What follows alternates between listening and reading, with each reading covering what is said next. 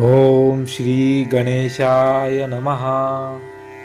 ओम भद्रं कर्णेभिः शृणुयाम देवाः, भद्रं पश्येमाक्षभिर्यजत्राः, स्थिरैरङ्गैः सुष्ठुवाहं स्वस्तनूभिः व्यशेम देवहितं यदायुः। ओम स्वस्ति न इन्द्रो वृद्धश्रवाः, स्वस्ति न पूषा विश्ववेदाः, स्वस्ति नस्तारक्षो अरिष्टनेमि, स्वस्ति नो बृहस्पतिर्दधातु।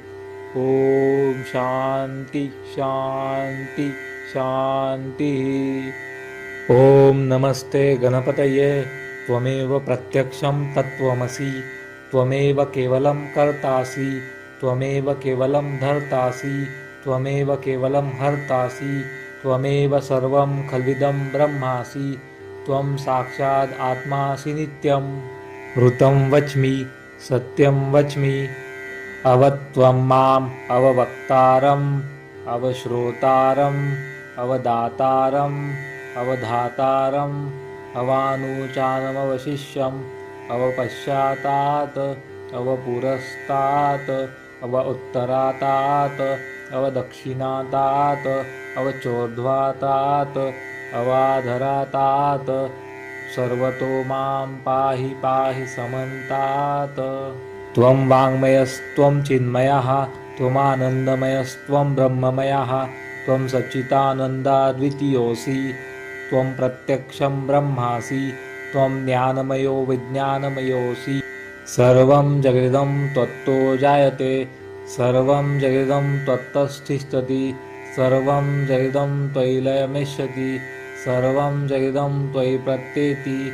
त्वं भूमिरापो नलो नीलो नभः, त्वं चत्वारि वाक्पदानि। त्वं गुणत्रयातीतः, त्वं देहत्रयातीतः, त्वं कालत्रयातीतः, त्वं मूलाधारस्थितोऽसि नित्यं, त्वं शक्तित्रयात्मकः, त्वां योगिनो ध्यायन्ति नित्यम्। त्वं ब्रह्मास्त्वं विष्णुस्त्वं रुद्रस्त्वं इन्द्रस्त्वं अग्निस्त्वं वायुस्त्वं सूर्यस्त्वं चन्द्रमास्त्वं ब्रह्मभूर्भुवस्वरो। गणादीन् पूर्वमुच्चार्य वर्णादीन् तदनन्तरम्, अनुस्वारः परत्तरः अर्धेन्दुलस्थितं तारेण रुद्धम्, एतत्तव मनुस्वरूपं।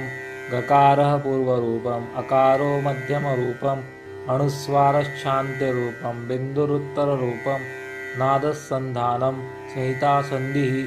सैषा गणेशविद्या गणकऋषिः, निच्चुर्गायत्री छन्दः, श्रीमहागणपतिर्देवता। ॐ गं गणपतये नमः। एकदन्ताय विद्महे वक्रतुण्डाय धीमहि, तन्नो दन्तिः प्रचोदयात्। एकदन्तं चतुर्हस्तं पाशमङ्कुशधारिणं, गदं च वरदं हस्ते बिभ्राणं मूषकध्वजं, रक्तं लम्बोदरं शूर्पकर्णकं रक्तवाससं, रक्तगन्धानुलिप्ताङ्गं रक्तपुष्पैः सुपूजितं, भक्तानुकम्पिनं देवं जगत्कारणम् अच्युतम्, आविर्भूतं च सृष्ट्याद्यो प्रकृते पुरुषात् परम्, एवं ध्यायति यो नित्यं स योगी योगिनां वरः।